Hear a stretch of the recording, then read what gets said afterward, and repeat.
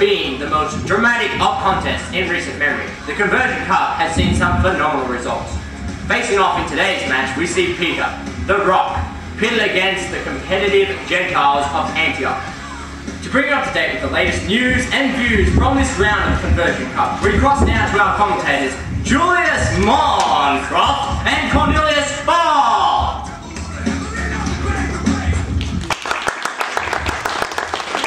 Good morning and welcome viewers to what indeed promises to be one for the ages. Julius Moncroft here with you on the wide-known world of sports for this amazing encounter between Peter, apostle and crusader of the gospel, facing off today against the Gentiles of Antioch for the much-prized Conversion Cup. Alongside me, as always, for this contest is former convert medal winner and funny man, Cornelius Fogg. Cornelius. Oh, gee, and thanks, Julie. I'm so excited to be here, ladies and gentlemen. The crowds, the atmosphere, the smell of sacrifices burning on an open flame. We're gonna rock in Antioch! Expert comments from Cornelius Fogg. Now, examining the statistics of Peter in the lead up to this encounter, and they certainly do have an interesting tale to tell. Oh yeah, that is right.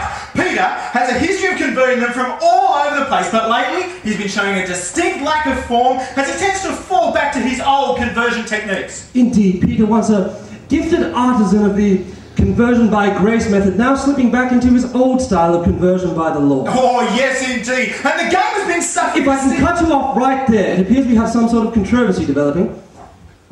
My goodness, it sounds like another competitor has entered the game.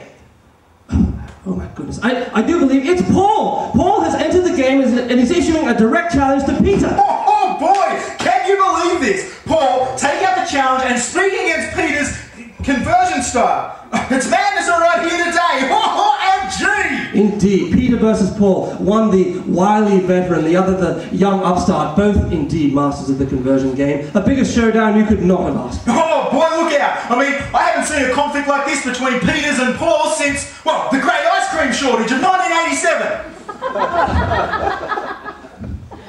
Expert comments from Cornelius.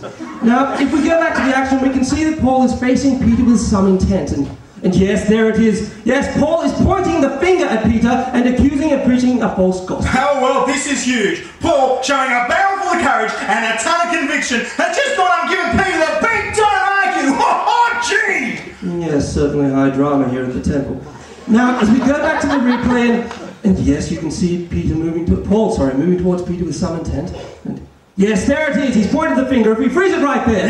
Yeah. Well, you can clearly see in this shot Paul directing his opposition to Peter's method of conversion. He appears to be in direct opposition to the law conversion style mentioned earlier. Fireworks here at the temple. Indeed, and if we go now to Temple Cam and hear what our microphones have picked up, yes, it appears that Paul is challenging Peter on the conversion technique he is using by the law, saying that it's no longer relevant by the message preached by some character named Jesus Christ.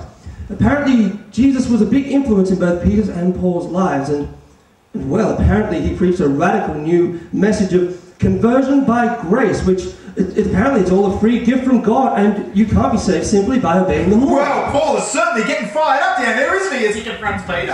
I mean, what a big moment in Conversion Cup history. No telling what sort of effect this is going to have on the Gentiles here at Antioch. Yes, indeed, hardly to be believed. Action and drama are plenty here in the Conversion Cup, with challenges, intensity and confrontation. Unfortunately, we must leave all our Eastern viewers now, but please be sure to check out our late news for full coverage of this amazing development, or read the summary in Galatians 2 and 3. But for now, it's goodbye to Cornelius Fogg. Oh boy, can you believe it? This is huge! Expert comments from Cornelius. And it's a good night from me. Good night.